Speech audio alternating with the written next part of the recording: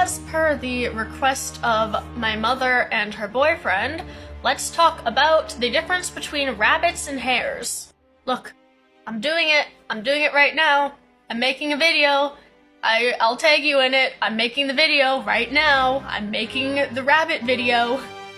So to start off, rabbits and hares are different species. So they are related, they're in the same family, and they share a common ancestor, but they are not the same species, so they cannot interbreed. You cannot get a rabbit-hare hybrid. Even though they look very similar, they are not the same species.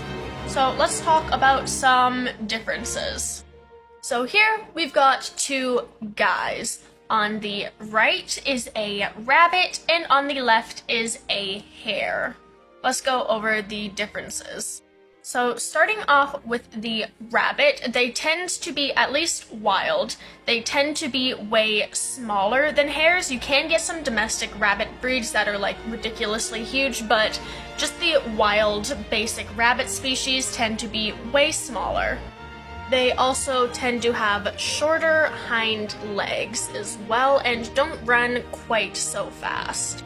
The hare, on the other hand, they tend to be a lot larger and they have very long hind legs, and most of them, this one you can't really tell in that picture, but they tend to have much larger ears. And also, if you look at the eyes, the rabbit eyes are just like cute and black. They look like a stuffed animal. The hare eyes look like they have seen some Lovecraftian horror and have not recovered emotionally since. There's also some behavioral differences. The rabbits tend to be more social and live in large groups called warrens, typically in a extensive underground burrow system, where hares tend to be slightly more solitary, living in small groups to like 1 to like 4 or 5 or whatever. So they're a lot less social, and they tend to be more aggressive with each other and other things. However, the main identifier of rabbit versus hare tends to be the size. Let's look at a direct comparison.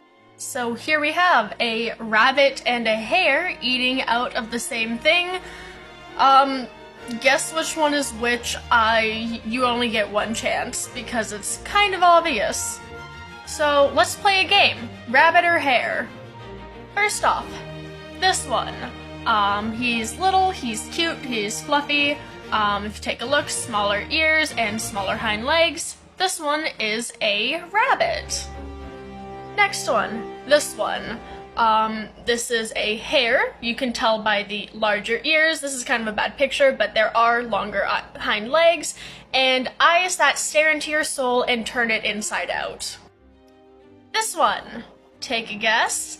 This is a rabbit, or what I would guess this one would be commonly called a bunny. So bunnies are just another name for a rabbit, typically used for the small, fluffy, cute ones that you tend to find in pet stores.